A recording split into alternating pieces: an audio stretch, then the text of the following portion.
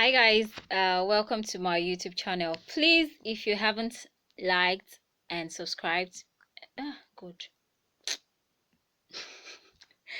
If you haven't liked and subscribed to my channel, please do so now. Just click the the subscribe button and turn on the post notification so that you get notification anytime I put up a new post. So, after DJ Switch went live on Instagram on the 20th of October, when the Nigerian army, when some men from the Nigerian army opened fire on peaceful protesters. Peaceful. We have to put that word. Let's not forget that word. Peaceful protesters. After that day, she's been getting numerous threats. In fact, at some point, I can't even fear for her. Say, hey God, she this babe no go find somewhere hide like this because hey, they no kill her. Oh. No kill her. Oh. So fortunately, she has finally gotten asylum from the Canadian government. Yeah, so she sought asylum in Canada, and it was granted to her. Yes, reports have been going around all day that after she testified before the Canadian Parliament, so she's been granted asylum according to report. Oh man, if that's really true, I am super happy for her. You're going to see the video of when she was testifying, and it is obvious she had gone through a lot of threats, lot of sleepless nights, lot of everything, and I'm happy she finally got asylum. And on that, being able to send in documents, please, any documents, any information that you would like to send through the clerk. Now we're going to move to questions, and the members are going to have an opportunity to ask the witnesses questions. We're starting with Ms. Ikra Khalid from the Liberal Party. Thank you very much, for 7 Mr. minutes. Chair. Thank you very much, Mr. Chair, and I thank all of the witnesses here for your very compelling testimony. I would like to start by giving Ms. Switch the opportunity to finish her narrative of the events that Ms. Ojigo also highlighted as well. Ms. Switch, take your time, but I hope that you'll leave me some time to ask some follow-up questions. Just in your remarks, also, if you can address the Cybercrime Act in Nigeria and its impact on your advocacy in the online space as well. So please go ahead, Ms. Switch. Okay, so just to quickly round that up, so like you said, I can leave you some time. We were able to sort of hold our ground, and then the military left after a commandant came, and we got his name. I think they must have, we just guessed they must have found out that there were a lot of people that were watching what was going on.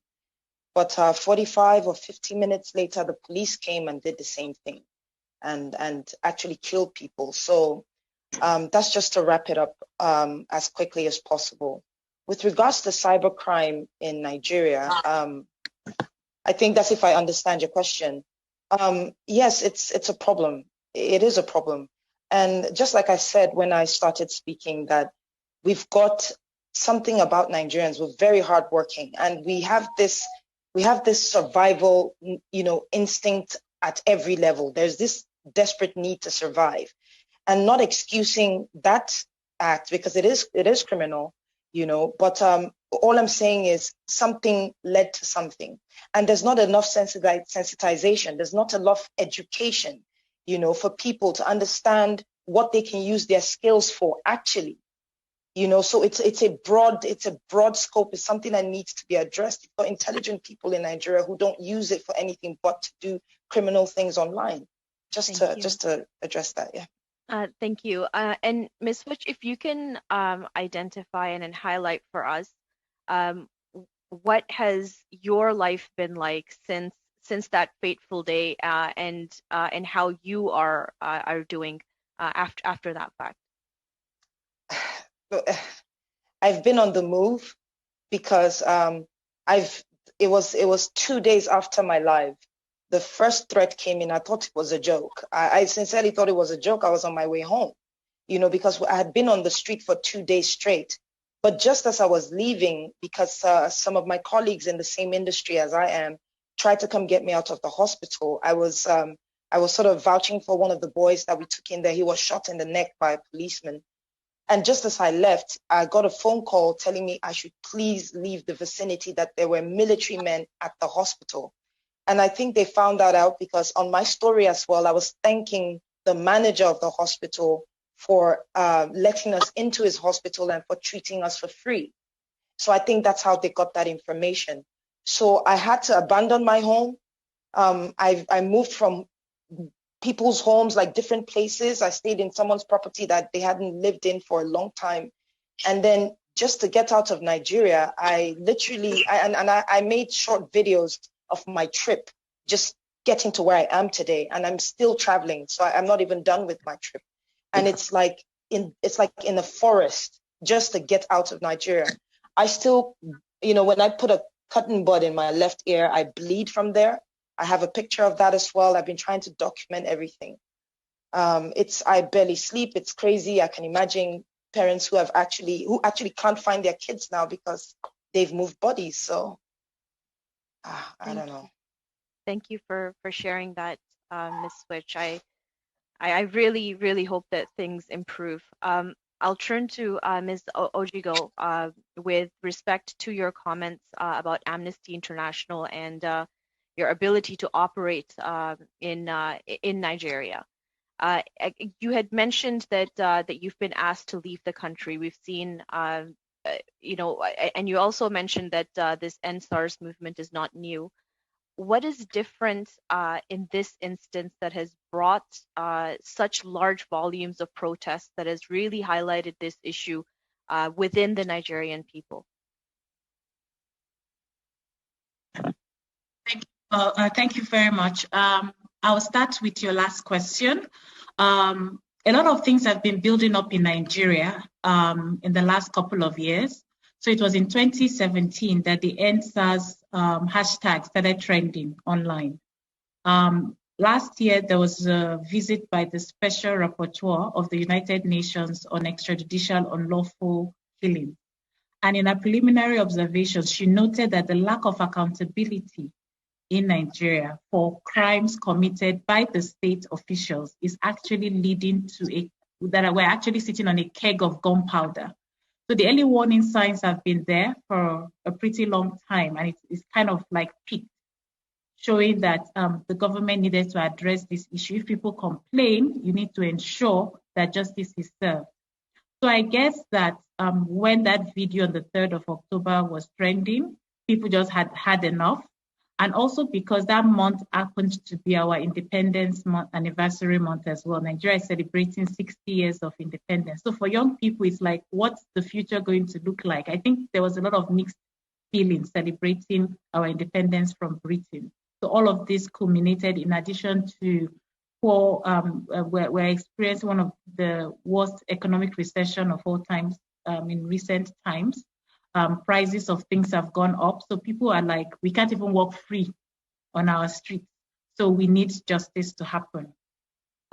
With regards to the threat to Amnesty International, it's by a group that we suspect is being sponsored by the Nigerian military. We've not been able to directly link them together, but we've been having threats. We've been having staged protests in front of Amnesty offices whenever we release reports. And we've noticed that it's always when there's been a report linked to the military, we'll just have protesters in front of our office. And we have videos to show that afterwards they go and share money and then they leave. But why this threat is particularly worrying for us is not because they've asked us to leave Nigeria. They've asked us many times to do that.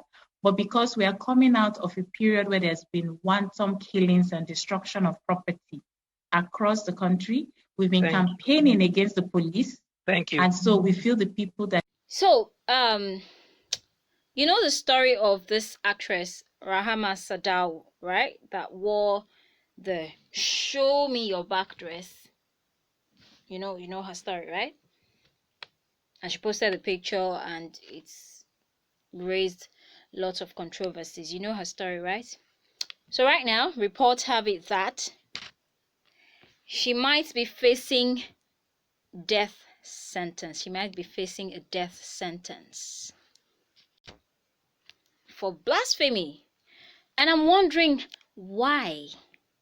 Can someone answer the question? Okay, so according to reports, when she put up the video, it actually raised lots of controversies from fans, different people, and there were blasphemies against the Prophet Muhammad. So right now, reports have it that she is going to appear in Sharia court, and she might be given a death sentence. Now, this has raised lots of controversies from different people, and I'm just so scared for her right now. I'm so scared.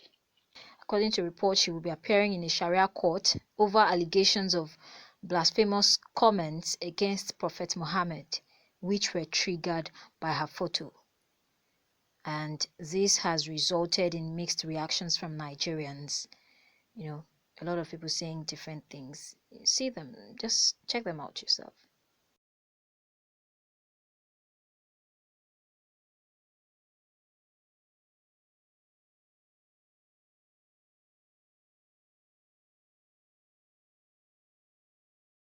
Please, before you go, ensure to comment in this video, comment, like, share, and please do not forget to subscribe. Please subscribe. Thank you. Subscribe.